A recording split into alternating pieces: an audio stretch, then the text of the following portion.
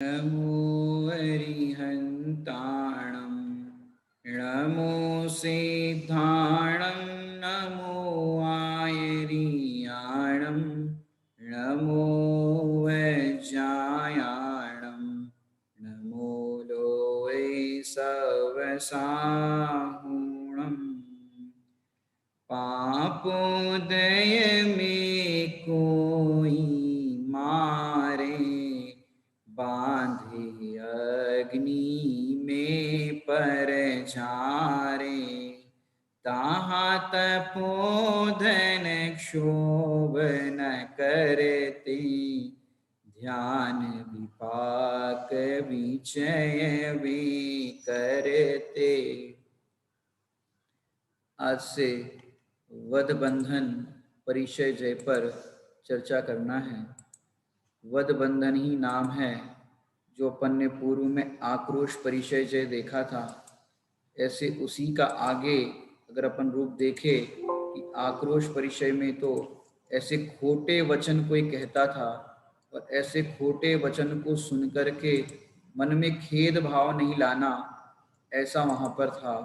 लेकिन यहाँ पर क्या कह रहे हैं, पापोदय में कोई मारे।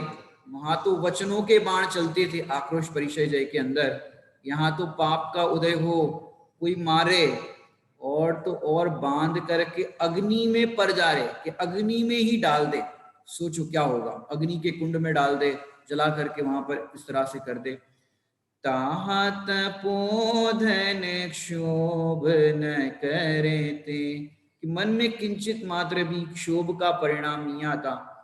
ध्यान विपाक विचय वे करते। कौन सा ध्यान करते? विपाक विचय ध्यान। भैया ध्यान भी बहुत तरह के होते हैं। यहाँ बहुत तरह के होते, बहुत तरह के मतलब आर्त ध्यान, रौद्र ध्यान, धर्म ध्यान और शुक्ल ध्यान। अभी वर्तमान में कितने ध्यान हो सकते हैं? कि वर्तमान में 3 ध्यान हो सकते हैं। आर्द्र रौद्र ध्यान तो निष्दिन करते ही रहते हैं हम। आर्त ध्यान माने कि आर्त ध्यान माने दुखी होना, इसका नाम है आर्त ध्यान सरल भाषा में कहे तो। और रौद्र ध्यान माने विषयों में या पाप करके उसमें आनंद मानना, इसका नाम है रौद्र ध्यान। ये तो सरल सी आपको सामान्य बात बताई। धर्म ध्यान क्या होता है कि धर्म ध्यान जो होते हैं वो 4 प्रकार के होते हैं।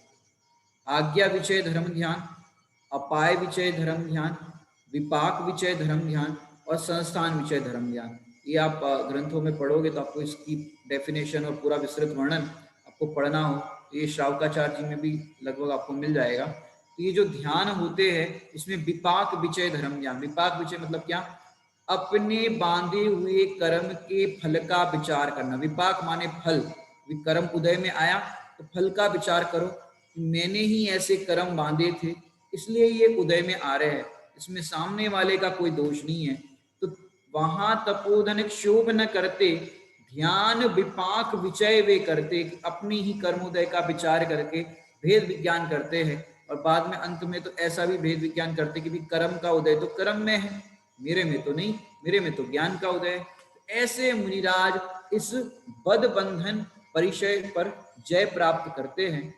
सचमुच ये 22 परिचयों का जो अपन वर्णन कर रहे हैं, मैंने 22 लोग बोलते ना ऑल इन वन, तो यहां पर भी आप देखो 22 इन वन।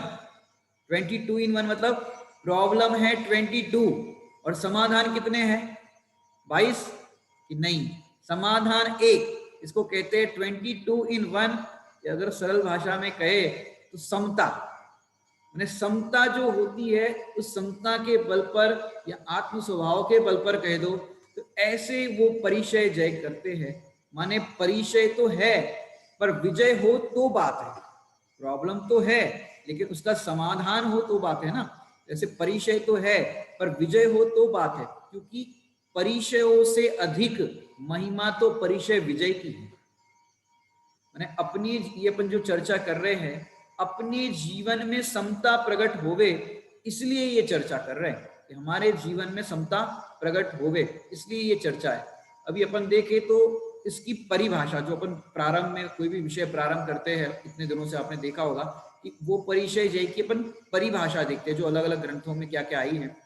तो अभी अपन आचार्य अमृत चंद्रकृत पुरुषार्थ सिद्धि उपाय की टीका में पंडित दौलत राम जी कासलीवाल लिखते हैं, हालांकि ये बहुत बड़ी परिभाषा इसलिए हम आपको स्क्रीन पर नहीं दिखा पा रहे, आप ध्यान से सुनिए। भववासी जीव मारने पीटने से सदैव भयभीत रहते। भववासी जीव मतलब संसारी प्राणी जो होते हैं वो मारने पीटने से सदा भयभीत रहते हैं। जैसे छोटा सा बच्चा हो, दुनियादारी कुछ नहीं जानता हो, लेकिन उसको कोई खाना खिलाने के लिए कुछ चीज दिखाए, बच्चा ऐसे ऐसे करते हुए आ जाएगा। लेकिन जैसे ही कोई हाथ दिखाए तो बच्चा डरता है। कोई लाठी दिखाए, चिमटा दिखाए, घर में कोई इस तरह का दिखाए, मारने की एक्शन करके ऐसा दिखाए मात्र, वो डरता है, भयभीत होता है। क्यों? क्योंकि मारने के भय से, क्या माने, मारने पीटने के भय से सदैव भयभीत रहते हैं संसारी प्राणी। यदि कोई उन पर उपद्रव कर दे तो उससे द्वेष करके अति तीव्र कषाय धारण करते। ये छोटे बच्चे भी करते हैं। हाँ, छोटे बच्चों को भी देखो, जरा कोई मम्मी उन पे गुस्सा कर दे या कोई कर दे इस तरह का कुछ ऊंची आवाज में कह दे तो बच्चे देखो।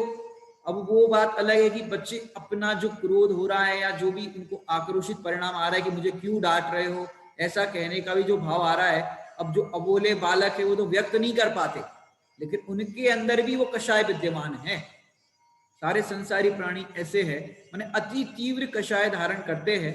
परंतु मुनिराज को कोई पापी जीव बांधे अथवा दंड दे, पाषाण आदि से मारे, पाषाण आदि मतलब समझते हो, माने पाषाण आदि से मारे यानी पत्थरों से मारे। माने कहीं से मुनिराज विचरण कर रहे हो और विचरण करते समय सोचो, मुनिराज तो अपनी विहार आदि जो क्रिया होती है उसमें जाते हैं और जो सब करते हैं, लेकिन उस समय सोचो कोई पाषाण आदि से मुनिराज को मारे। यहाँ पर दिख रहा है, देखो लोग खड़े हैं, लाठी से कोई मार रहा है, कोई पत्थर से मार रहा है, तो ऐसी नाना प्रकार की परिस्थितियां बनती है।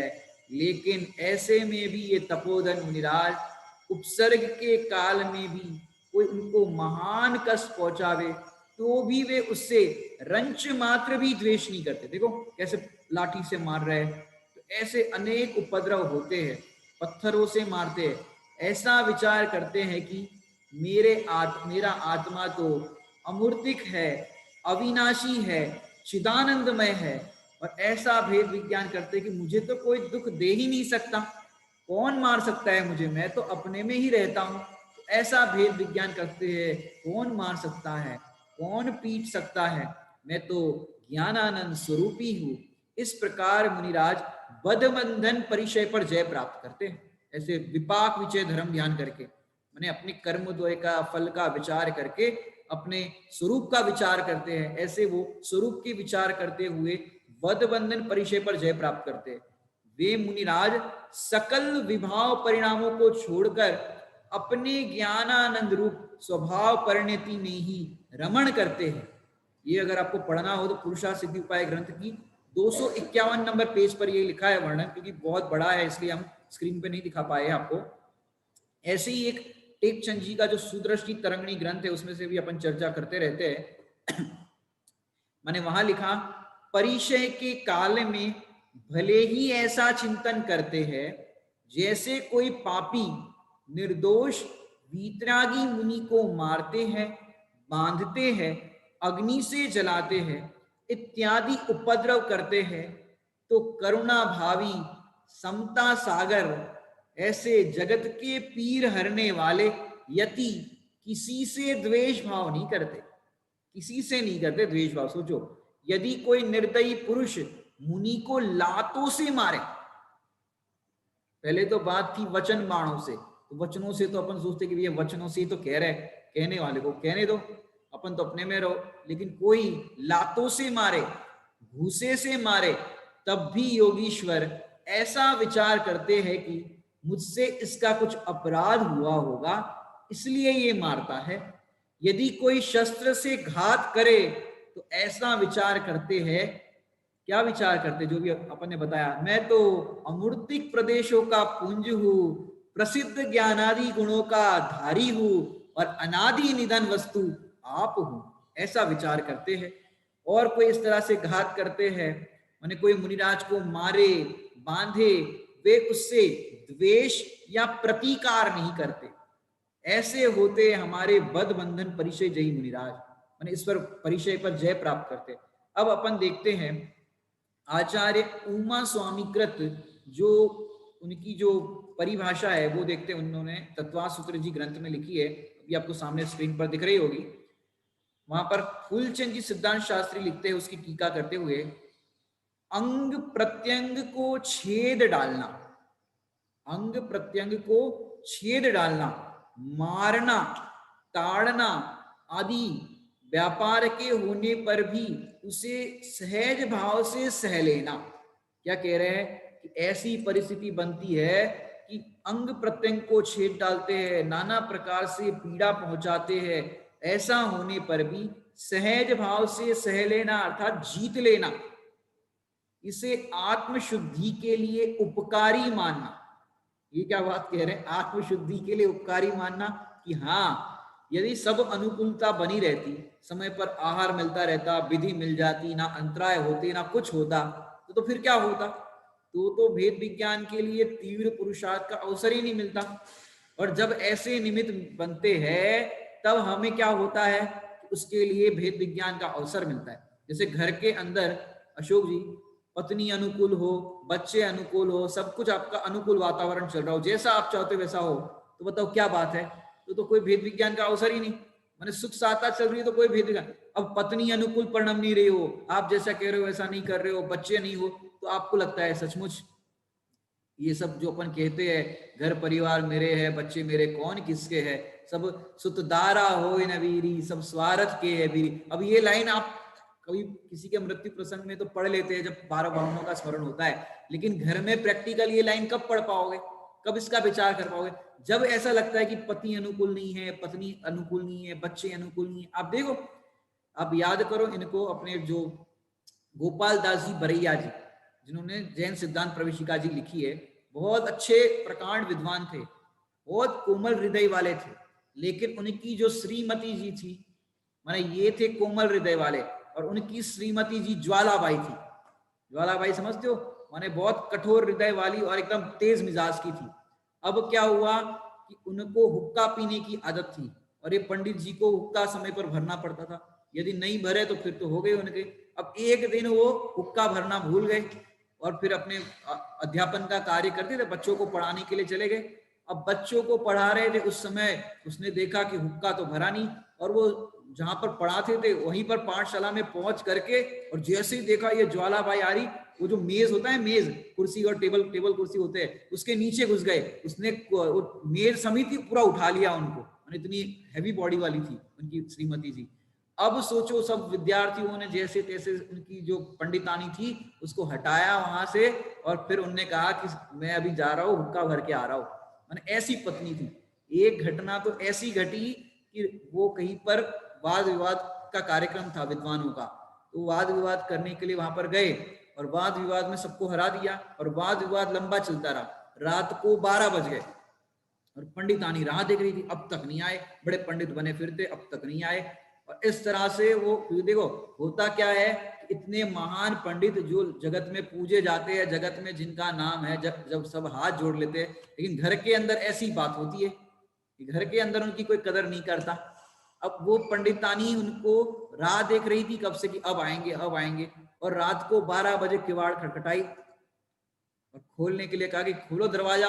अब वो खोले ही नहीं, जग रही थी फिर भी नहीं खोले, और इधर इधर से ये कह रहे खोलो खोलो तो भी नहीं खोल रही। अब वहां से अंदर से आवाज लगा रही कि अभी जाओ वहां पर ही तुम्हारा पंडित का काम करो, वहीं पर तुम्हारा वाद विवाद करो, जो करना है करो, घर में नहीं आना अब तो।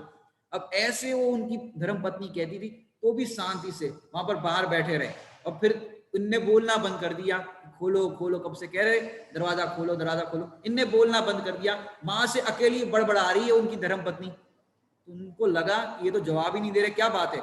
उन्होंने ऊपर जाकर के बालकनी में देखा, ये तो शांति से बैठे चिंतन कर रहे, ऊपर से ठंडा ठंडा, सर्दी के दिन थे, ठंडा ठंडा मटके का पानी उनके ऊपर डाल दिया, फिर भी शांति से बैठे रहे। फिर उनकी श्रीमती जी को हुआ चलो सर्दी लग जाएगी, अंदर ले चलो, दरवाजा खोला, फिर भी शांति से वो गए, वस्त्र बदले, अपना तौलिया वगैरह से सब पूछा।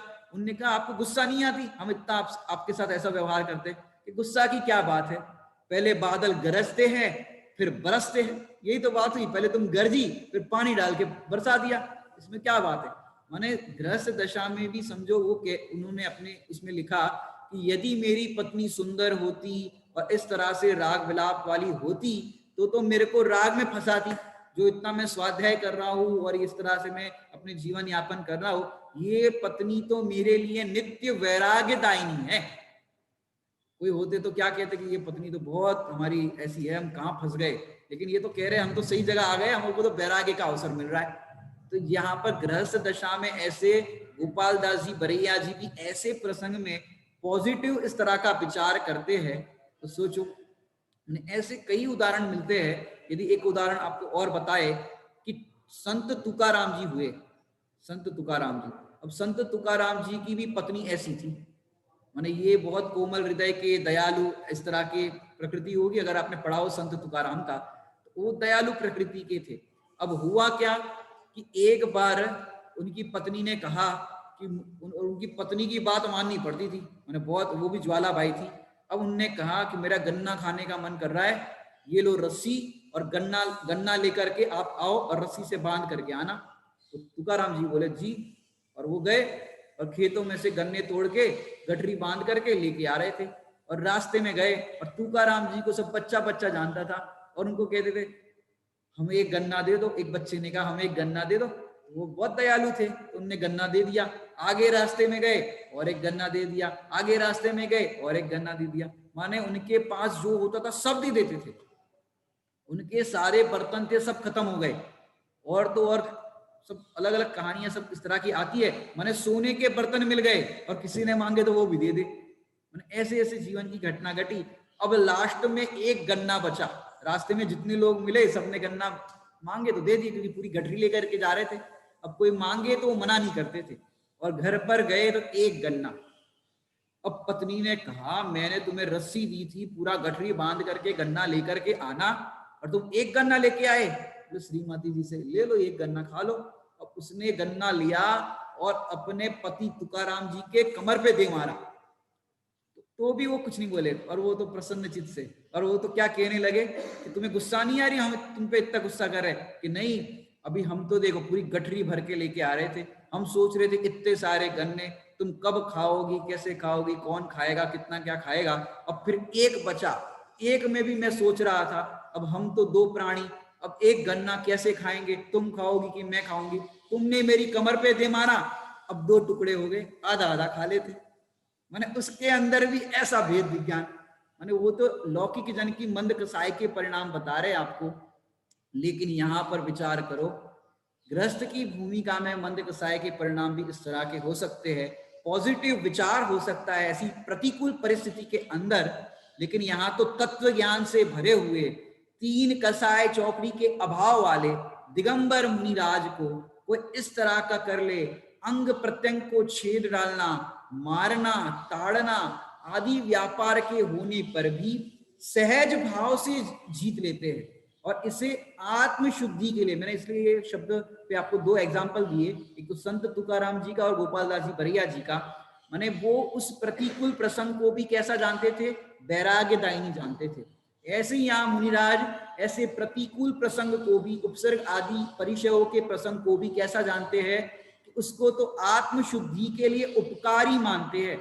यदि ऐसा प्रसंग नहीं आता तो मैं अपना तीव्र पुरुषार्थ कैसे करता, मेरे अंदर जो कमी है उस कमी को क्यों कैसे दूर करता, और भेद विज्ञान के द्वारा उस प्रसंग को आत्मशुद्धि के लिए उपकारी मानते हैं और वध बंधन परिचय यही होते, ऐसे होते हैं दिगंबर मुनिराज। सोचो माने ये देखा जाए तो जो घातिया प्रकृति और अघातिया प्रकृति होती है, तो चार जो होती है वो घातिया प्रकृति, क्या कह रहे हैं, चार है वो घातिया प्रकृति और दूसरी चार है वो अघातिया प्रकृति। जैसे घातिया अघातिया इस तरह के दो भेद आते हैं।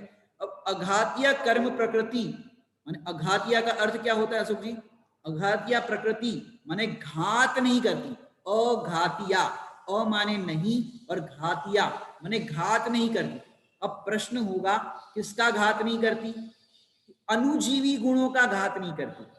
अब ये क्या है अनुजीवी गुण, अब कोई पहली बार सुन रहा हो स्वाध्याय और उनको लगे भाई चलो मुनिराजों के स्वरूप का वर्णन सुनते हैं। अब ये टेक्निकल बात, सैद्धांतिक बात पता ना हो तो खोल करके बताते हैं। पहले तो कितनी प्रकृतियां होती हैं? दो प्रकृति, घातीय प्रकृति और अघातीय प्रकृति। अरहंत परमात्मा ने घातीय प्रकृति का तो अभाव किया है, लेकिन अघातीय शेष। अब अघातीय माने क्या? अ माने नहीं और घातीय माने घात नहीं करती, माने अघातीय घात नहीं करती। अब प्रश्न होगा किसका नहीं करती? अब ये क्या है? तो जिसका अनुसरण करके जीव जीता है। किसका घात नहीं करती? कि जिसका अनुसरण करके जीव जीता है, जिसके बल से जीता है, अर्थात सुख से जीता है, उसका घात नहीं करती। माने अपने स्वाभाविक जो गुण है उसका घात नहीं करती। माने अनुजीवी गुण माने जिसके आश्रय से जीव जीता है उसका घात नहीं करती। घात नहीं करती और तो और, चलो घात नहीं करती ये बात तो समझ में आ गई। ये अघातीय प्रकृति है, वो सुख भी नहीं देती। ये क्या बात हो गई? घात नहीं करती ये तो समझ में आता है कि भाई चलो अपने अनुजीवी गुण है उसका घात नहीं करती। अघातीय है, नाम ही है अघातीय, घात नहीं करती। क्योंकि घात करने वाली कौन सी प्रकृति है? घातिया। और घातिया के अंदर भी अगर देखा जाए तो प्रबल कौन है? मोहनीय प्रकृति घातिया के अंदर। अब अघातिया में दो प्रकृतियां जो चार है, तो उसके अंदर तो है वेदनीय कर्म, और वेदनीय के अंदर है साता वेदनीय और असाता वेदनीय। आप कह रहे हो कि भाई ये अघातीय प्रकृति घात तो नहीं करती, सुख भी नहीं देती। चलो घात नहीं करती ये तो समझ में आता है, लेकिन साता वेदनीय कर्म वो सुख नहीं देता। अशोक जी समझने लायक बात है ये। साता वेदनीय कर्म, अपने को तो क्या लगता है भैया साता वेदनीय का उदय है, बढ़िया आनंद लग रहा है। पर यहाँ पर कह रहे हैं अघातीय प्रकृति घात भी नहीं करती और सुख भी नहीं देती। तो फिर दुख तो देंगे कि नहीं देगी? दुख भी नहीं देती अघातीय प्रकृति, क्योंकि अघातीय प्रकृति अनंत भगवान को अभी विद्यमान है। चार घातियों कर्म का ही अभाव किया है, अघातीय विद्यमान है। यदि दुख देती तो अरहंत परमात्मा को भी दुख देना चाहिए, और सुख देती तो उनको भी देना चाहिए। समझ आ रही बात? घातिया और अघातिया का पूरा एकदम टेक्निकल बात चल रही है अपनी। माने अघातिया प्रकृति है वो घात नहीं करती, सुख दुख भी नहीं देती। माने असाता वेदनी का उदय हो तो कह रहे उससे दुख नहीं होता। माने असाता वेदनीय के उदय ने, माने आप देखा जाए तो साता वेदनीय ने इस जीव को आज तक सुख नहीं दिया, और असाता वेदनीय ने इस जीव को आज तक दुख नहीं दिया। ये कैसे? हमको तो समझ में नहीं आता। असाता वेदनीय ने दुख नहीं दिया और साता वेदनीय ने सुख नहीं दिया। वे देखो सपने में दृष्टांत देते हैं, सपने में आपकी कोई गर्दन काट दे, गला दबा दे, दुख होगा कि नहीं होगा? अशोक जी, अशोक जी कह रहे होगा। सपने में रात को सोए हैं और कोई गला दबा रहा है, गला काट रहा है, या आपको नाना प्रकार से त्रास दे रहा है, तो सपने में आपको इस तरह से कर रहा है, दुख होगा कि नहीं होगा? वो दुख की फीलिंग तो होती है। लेकिन कह रहे जैसे ही आपकी नींद टूटी फिर क्या होता है? दुख गया। दुख गया कहां पर? अब आपकी गर्दन अलग हुई थी, वो गर्दन गई कहां पर? गर्दन कहां गई पता नहीं, गला दबाया था पता नहीं, मैं तो जीवित हूं। तो भैया ये सपने में जो कुछ भी देख रहे थे आप, वो सारी कल्पना ही तो थी, रियल तो नहीं था ना। कल्पना थी, रियल नहीं था। माने अभी आपको बताए कि नींद खुल गई, वैसे ही बताओ क्या हुआ? कुछ नहीं हुआ, कल्पना ही तो थी। माने साता असाता, ये जो अपन कहते हैं ना, माने शरीर का बंधन हो जाए तो हो जाए, कल्पना ही तो है। शरीर का बंधन में मेरा बंधन कहां हुआ? जैसे सपने के अंदर कोई आपको बांध दे, मार दे, तो आपको क्या लगता है? कुछ नहीं लगता, क्योंकि वो कल्पना है। ऐसे ही यहां पर आपको अगर दृष्टांत देकर के थोड़ा सा समझाए कि आपकी कोई प्रिय चीज हो, क्या कह रहे, आपकी कोई प्रिय चीज हो, उसको कोई खराब कर दे। जैसे अशोक जी आपका बाजा कहीं पर रखा हो और कोई आकर के उसको गिरा दे, तोड़ दे, तो तब आपको क्या होगा? अंदर में आक्रोशित परिणाम आएंगे, अरे मेरा बाजा तोड़ दिया, मेरा बाजा खराब कर दिया। अंदर में होगा कि नहीं होगा? क्योंकि आपकी जो प्रिय चीज है उसको कोई खराब कर दे तो अंदर में खेद भाव होता है। जैसे छोटे बच्चे होते हैं, गुड्डा गुड्डी का खेल खेलते हैं। अब उसका गुड्डा गुड्डी, माने देखो बच्चों में भी जिसका गुड्डा है और जिसकी गुड़िया है, यदि कोई दूसरा कजिन ब्रदर, कजिन सिस्टर, या खुद का स्वयं का सगा भाई बहन यदि लेके खेलने लग जाए तो भी नहीं देते कि मेरा गुड्डा है, मेरी गुड़िया है। तो उसके अंदर कितना अटैचमेंट होता है अपनी गुड़िया। और समझो दूसरा भाई बहन गुस्से में आकर के, क्योंकि देते नहीं थे, गुस्से में आकर के उस गुड़िया की गर्दन अलग कर दे, हाथ पैर अलग कर दे, अब देखो उस बच्ची की क्या हालत होगी, कितना रोएगा, मेरी गुड़िया को मार दिया, मेरी गुड़िया टूट गई फूट गई। एक छोटे से बच्चे को उस गुड्डा गुड्डी के अंदर भी कितना अटैचमेंट है, जब वो गुड्डा गुड्डी अपने आत्मा से और शरीर से भिन्न है। क्या कह रहे हैं, गुड्डा गुड्डी अपने आत्मा से और शरीर से भिन्न है, तो भी कितना दुख होता है। गुड्डा गुड्डी के हाथ पैर तोड़ दे, गला तोड़ दे, तो ऐसे भी तो मैंने ऐसे देखा जाए तो जिसकी अपन चर्चा कर रहे हैं, जो परिचय की चर्चा कर रहे हैं, बदबंधन परिचय जय, और जहां पर जिसको बांधा जाता है, जिसको मारा जाता है, ये भी तो गुड्डा है, ये भी तो गुड़िया है। और ये जैसे वहां पर प्लास्टिक का गुड्डा है, जैसे यहाँ पर चमड़े का गुड्डा है, लेदर का गुड्डा है, लेकिन गुड्डा तो मेरे से भिन्न है ना। जैसे वहां पर गुड्डा गुड़िया भिन्न है, वैसे ये गुड्डा भी, ये भी चमड़े का गुड्डा, लेदर का गुड्डा, ये भी मेरे से भिन्न है।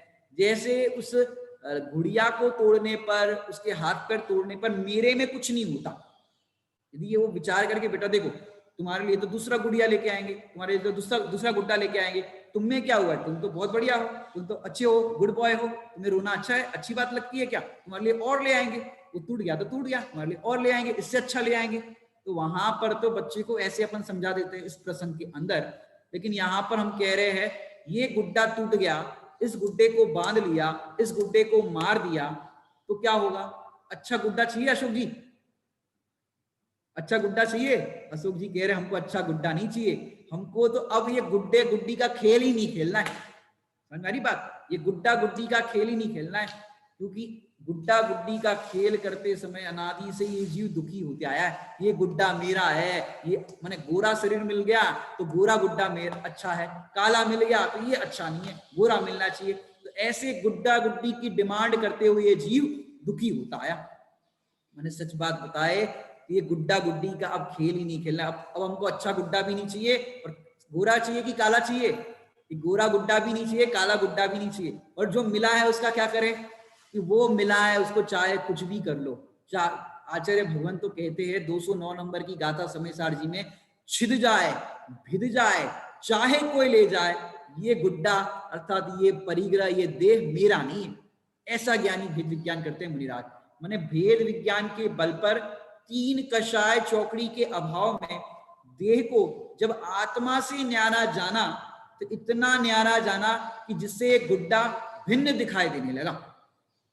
समझ रही बात, इतना भेद विज्ञान अंदर में होगा। जैसे बच्चे को भी भेद विज्ञान कराते कि बेटा ये गुड्डा तो खराब था, वैसे तुम्हारा गुड्डा नहीं था, तुम्हारे लिए तो अच्छा वाला गुड्डा लाएंगे। तो बच्चे को बच्चे की भाषा में समझाने पर वो समझ जाता है।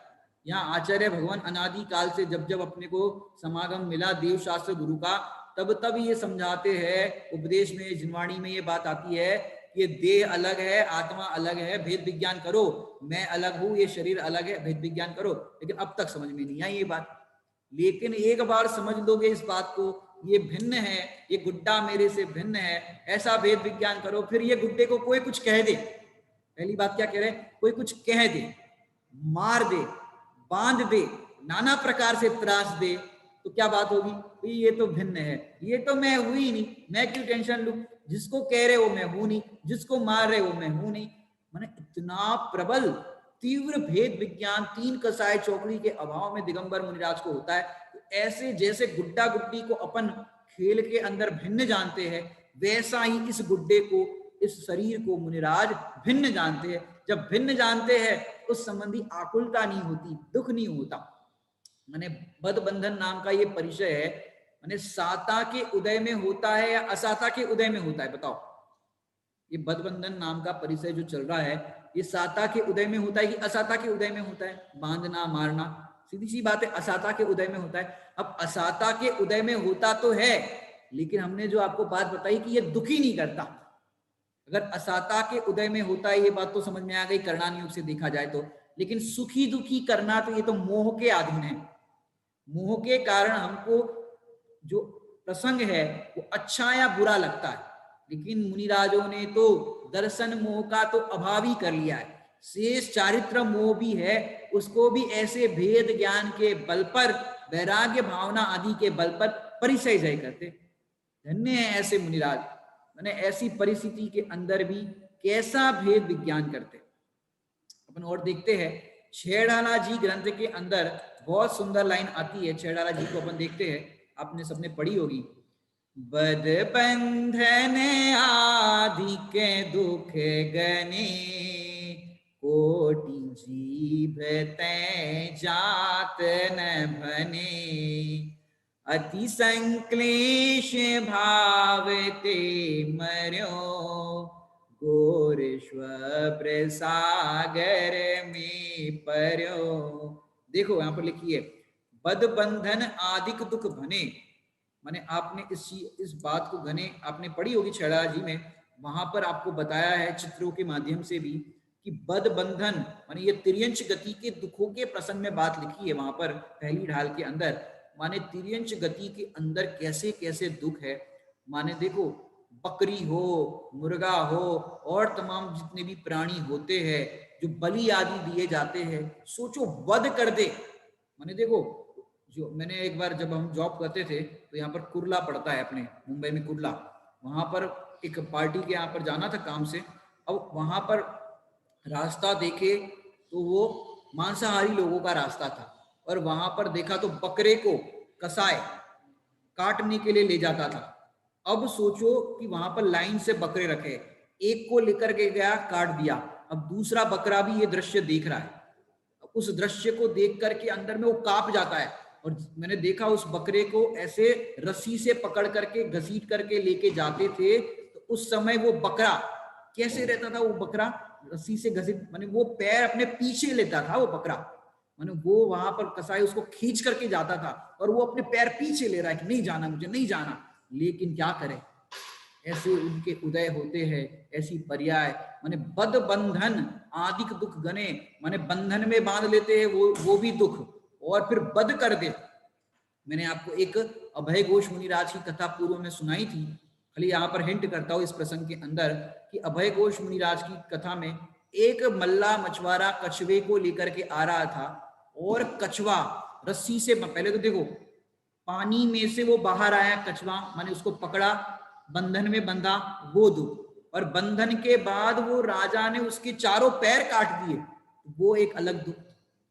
माने उसका जो सरोवर था कछुए का, उससे बाहर निकलता है तो दुख, और फिर निकालने के बाद बध कर दे तो दुख। कितना दुख, माने करोड़ों, यहाँ पर कह रहे हैं बद बंधन आधिक दुख घने, कोटि जीव तय जात न भने, माने करोड़ों जिह्वा से भी इसका वर्णन नहीं कर सकते, इतना इतना दुख। माने कितने कितने प्राणी जगत में आप देखो कैसे कैसे दुखी होते, माने बांध करके रखते हैं, सताते हैं।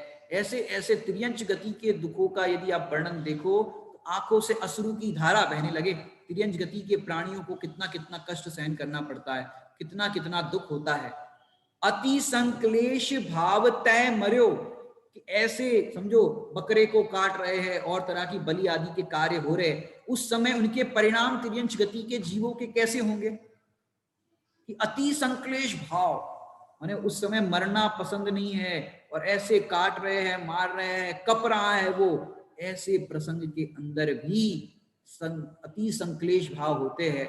और फिर घोर श्वभ्र सागर में पर्यो, कि ऐसे अति संक्लेश भाव से मरने पर नरक रूपी घोर उसका माने घोर उसको दुख भोगना पड़ता है। यहाँ पर तो दुख हुआ और वहां पर भी दुख भोगना पड़ता है। ऐसे ऐसे अनेक तिर्यंच गति के जीवों को वध बंधन आदि के दुख भोगने पड़ते हैं। तो ये तो बात थी तिर्यंच गति के जीवों की, लेकिन विचार करो मनुष्य गति के अंदर भी ऐसे ऐसे दुख हमने अनंतों बार भोगे, परवशता से भोगे। अब देखो सुअर पकड़ने वाले आते हैं ना तिर्यंच में, तो सुअर पकड़ने वाले आते तो सुअर की चीख आवाज आप सुनो कैसी होती है, मैंने चारों तरफ से उसके पकड़ने वाले आते हैं, वो जाल लेकर के, ऐसा मैंने होता है ना जो बास्केट आप बास्केटबॉल खेलते हो ना, तो उसकी जो जाल नेट होती ना, वैसा ही वो ऐसा गोल राउंड वाला लेकर के आते हैं। और ऐसे में देखते हैं कि वो सुअर को पकड़ने जा रहे हैं और सुअर चारों तरफ से भागता है, कहाँ जाओ कहाँ जाओ, क्योंकि उसको पता है यदि मैं बंधन में आ गया तो मेरी घोर दुर्दशा होगी, वो जानता है। और फिर सुअर को पकड़ करके उसके बाल नोचते, ऐसे सीधा जिंदा में ही बाल नोचते सुअर के। फिर उसको आपने देखा होगा, मैंने देखा क्या होगा, नहीं देखा होगा आपने, लेकिन आपने वर्णन तो पढ़ा होगा, जिसने देखा होगा उसको पता होगा कि वो सलिया होता है, सलिया, उस सलिए को उसको सीधा ऐसे डालते हैं और सलिया बीच में फंसा देते हैं और नीचे अग्नि की ज्वाला कर देते हैं, जिंदा उसको भून देते हैं सुअर को। सोचो कैसा दुख होगा जिंदा जलाते हो। ऐसे बद बंधन आदिक दुख गने कोटि जीव थे, माने इस दुख का वर्णन सचमुच देखा जाए तो जिस जीव ने उस दुख को भोगा है वो जानता है, या तो केवली भगवान जानते। माने हमारे स्वामी जी तो कहते हैं कि ये जीव ने ऐसे ऐसे दुख भोगे, गुजराती में कहे तो जोनार ने आंसू आवे, माने देखने वाले के आंसू निकल जाए, ऐसे ऐसे दुख भोगे इस जीव ने। तो भी ये जीव भेद विज्ञान और अपने आत्महित का उपदेश जो है उसको धारण नहीं करता, ऐसे ऐसे दुख भोगे। मैंने प्रवचन सुनता है, कक्षा सुनता है, तब तो लगता है सचमुच ये हित करने लायक है, समझने लायक है, लेकिन फिर जैसे ही हुआ पल्ला झाड़ के खड़े हो जाते, भैया ऐसा मत करना, ऐसे। माने देखो, अपन को लगता है केस लुंचन करना बहुत कठिन कार्य है, अगर तुम स्वस्था से आत्म शुद्धोपयोग पूर्वक नहीं करोगे या आप स्वस्था से इस मार्ग पर नहीं बढ़ोगे तो परवश होकर के सुअर के जैसे बाल नोचे जाते, वैसे परवस्था से तो अनंत बार भोगा और भोगना पड़ेगा। फिर यदि स्वस्था से एक बार तुमने अपने हितकारी तीन कसाय चौकड़ी के अभाव पूर्वक दिगंबर मुनिराज की अवस्था धारण कर ली और फिर तुमने आनंद का ये मार्ग अपना लिया तो तुम अनंत काल के लिए सुखी हो जाओगे। बध बंधन आदि के दुख घने कोटि जीव ते जात न बने अति संक्लेश भाव तै मर्यो घोर स्वप्र सागर में पर्यो। रास्ते में आपने देखा होगा त्रियंज गति को कैसे एक ट्रक के अंदर बांध करके लेके जाते हैं। अब देखो पोल्ट्री हाउस वाले चिकन को कैसे लेके जाते हैं, उन्हें वो चीखते हैं, चिल्लाते हैं, लेकिन कोई उनकी दया करने वाला नहीं। बकरे को, ऐसे अनेक प्राणियों को कितनी कितनी पीड़ा, कितना कितना बंधन का दुख भोगना पड़ता है। और कई देश तो ऐसे आपको बताए, मैंने अरब इराक वाले ऐसे देश है, वहां पर जो ये जो ऊंट होते हैं, ऊंट की सवारियां होती है ऐसे रण प्रदेश के अंदर, डेजर्ट के अंदर, वहां पर छोटे छोटे 2-2, 3-3 साल के बच्चे उस ऊंट पे बिठा देते हैं और जो उसके वहां पर वहां के लोग होते हैं ऊंट को दौड़ाते हैं और वो जो बच्चा रोता है, चीखता है, ये देखने में उनको आनंद आता है वहां के लोगों को कि 2 साल का बच्चा, छोटा सा बच्चा ऊंट पे बिठा दिया और वो रण के अंदर दौड़ाते हैं। वो बच्चा, अपन देखो घर में भी बच्चा अगर साइकिल पे बिठाओ तो डरता है गिरने से, पड़ने से, वहां पर ऊंट पे बिठा दिया इतना ऊंचा और वो ऊंट चाय जैसा दौड़ता है, करता है, तो वो बच्चे को इतना रोता है, बिलखता है। ये लोगों को देख करके आनंद आता है, प्राणियों को लड़ते हुए देख करके आनंद आता है। वो लड़ाते हैं आपस में इस तरह के, माने मुर्गा मुर्गी को लड़ाते हैं, इस तरह के करते हैं। और ये माने युद्ध कब तक चलता है कि जब तक दोनों में से एक मर नहीं जाता, ऐसे ऐसे भी युद्ध चलते हैं। ऐसा देख करके लोगों को आनंद आता है। अरे तूने ऐसे ऐसे बद बंधन आदि अनेक दुखों को सहन किया, अब तुझे ये दुख सहन नहीं करना हो तो तू अपने आत्महितकारी जो उपदेश है उस उपदेश को धारण कर, नहीं तो तुझे ऐसे पशु की पर्याय में तो अनंत बार दुख भोगा है और भोगना पड़ेगा। इसलिए अब ये तेरा अवसर आया है। और ऐसे हम मुनिराजों के जो 22 परिचय जय का वर्णन अभी कर रहे हैं और ये चर्चा अपनी चल रही है, सचमुच मुनिराजों के जीवन का वर्णन भी अपन नहीं कर सकते। कैसे उनका प्रचुर स्वसंवेदन का आनंद और उस आनंद की धारा के अंदर, उस तीन कषाय चौकड़ी के अभाव के अंदर कैसे वो इन परिचयों को जीतते हैं, सचमुच ये वर्णन भी करना बहुत ही माने अंदर से अपने को लगता है कि कैसे होते हैं मुनिराज, सचमुच इसका वर्णन भी अपन कर नहीं सकते। फिर भी हम यद किंचित जो भी आगम के अभ्यास से, शास्त्रों के स्वाध्याय से, और आदरणीय बाल ब्रह्मचारी सुमित प्रकाश जी भाई साहब ने लगभग 20 साल पहले इसका वर्णन किया था, मैंने जब कैसेट का जमाना चलता था तो उस समय वर्णन किया, तो अभी हम उसका एक प्रयोगात्मक विधि से थोड़ा सा आपको ये स्क्रीन पे भी दिखा करके हम थोड़ा सा उसका वर्णन करने का प्रयास करें, जिससे अपने परिणामों में भी विशुद्धता हो, पता चले कि ऐसे मुनिराजों का जीवन कैसा होता है, अपने अंदर मुनिराजों के प्रति भक्ति हृदय प्राप्त हो। और इस मुनिराज बनने की जो अपनी भावना है कि हम भी कब ऐसा अवसर आए कि जब हम मुनि दीक्षा को धारण करें तो इसका बल आएगा। अब आप नेगेटिव की ओर देखोगे कि भाई ऐसे ऐसे दुख तो आप धारण नहीं कर पाओगे, लेकिन पॉजिटिव कि ऐसी परिस्थिति के अंदर भी समता से और अपने आत्मबल से सहजता से जीत लेते हैं। तो वो सहजता हमारे लिए आदर्श है। वो तीन कषाय चौकड़ी के अभाव में जो प्रचुर स्व संवेदन होता है वो हमें आदर्श है। क्योंकि देखो छोटा बच्चा हो, उसको अपन मोटी सी किताब डॉक्टर की, सीए की दिखाए, उससे पूछे बेटा डॉक्टर बनोगे, सीए बनोगे, बोलेगा हाँ बनूंगा, क्योंकि जैसा पढ़ाओगे वैसे ही वो बच्चा बोलने लगता है कि हाँ बनूंगा। अब उसको बताओ इतनी मोटी किताब याद करनी पड़ेगी, कर पाओगे? अब छोटा सा बच्चा क्या कर पाए। लेकिन जो होशियार बच्चे होते हैं, इंटेलिजेंट आजकल के बच्चे होते हैं, बोले कोई बात नहीं, बड़े होके पढ़ के बन जाऊंगा, मैं बड़े होके पढ़ के बन जाऊंगा।